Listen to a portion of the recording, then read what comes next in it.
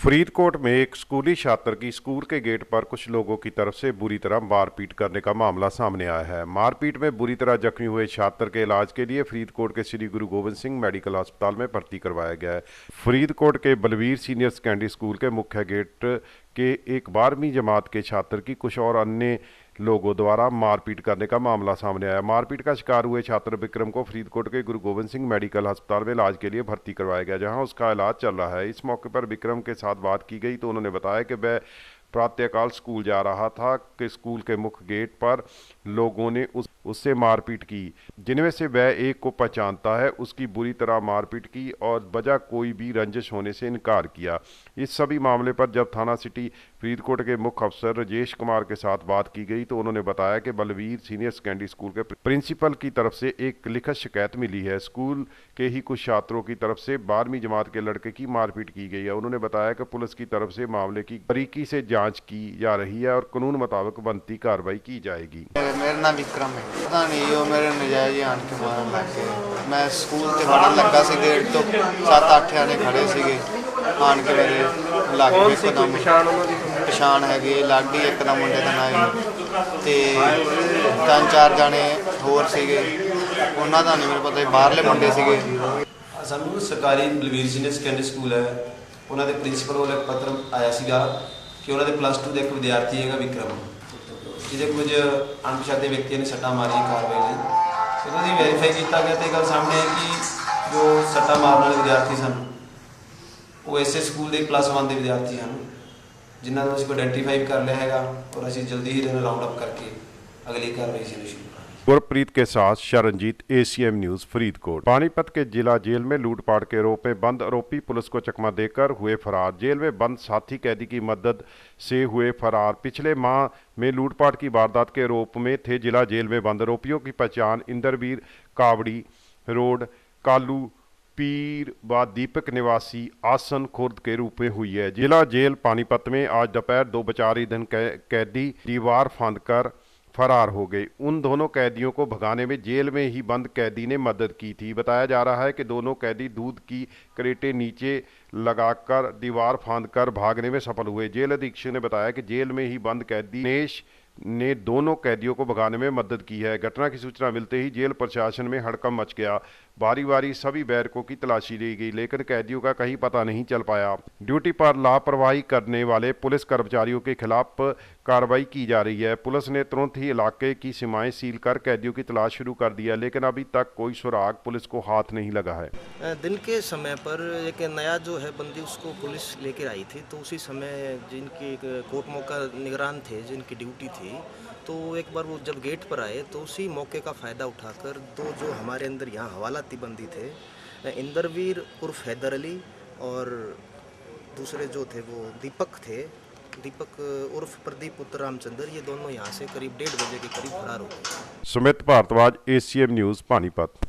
Assandh road पर school के बच्चों को लेने गई स्कूल बस सवारियों से भरी मैक्सी कैब से टकराई। 15 लोग घायल। घायलों को उपचार के लिए पानीपत के सिविल अस्पताल में भर्ती करवाया गया। 8 लोगों को रोहतक PGI किया रेफर। 2 की हालत गंभीर। पुलिस ने स्कूल बस चालक के विरुद्ध किया मामला दर्ज। पानीपत के असंध रोड पर स्थित गुरु गोविंद सिंह स्कूल के पास स्कूल बस मैक्सी कैब से भिड़न हो गई। स्कूल बस स्कूल के लिए बच्चों को लेने जा रही थी। गुरु गोविंद सिंह स्कूल के पास बस में मैक्सी कैब के सामने से भिड़न हो गई, जिससे मैक्सी कैब में सवार 15 सवारी घायल हो गई। घायलों को उपचार के लिए पानीपत के सिविल अस्पताल में लाया गया, जहां पर उनका प्राथमिक उपचार किया गया। अस्पताल के चिकित्सकों द्वारा 8 घायलों को रोहतक के PGI रेफर कर दिया गया। डॉक्टर मोना ने जानकारी देते हुए बताया कि बस के चालक व मैक्सी कैब के चालक की हालत गंभीर बनी हुई है।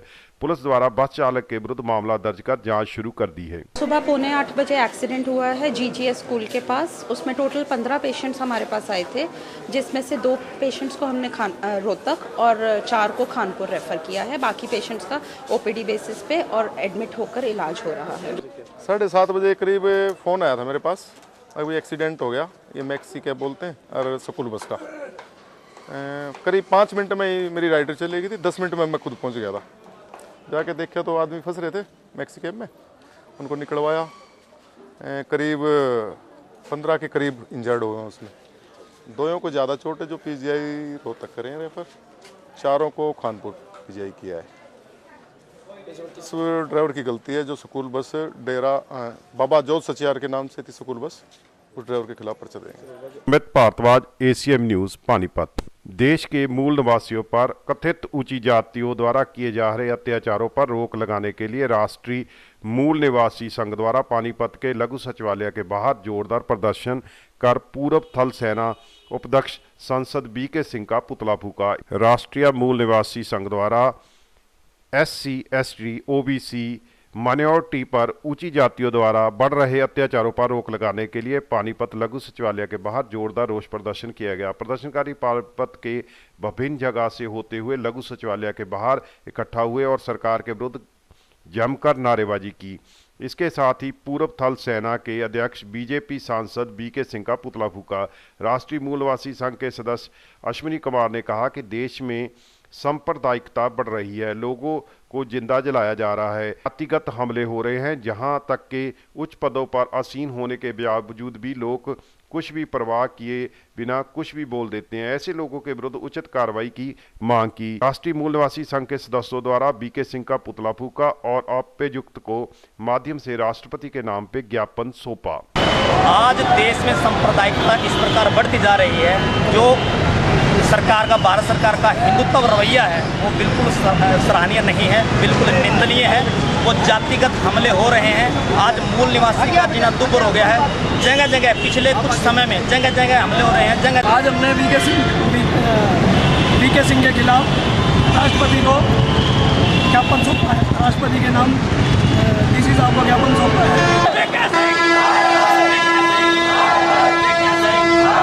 Sumit Bhardwaj, ACM news, Panipat.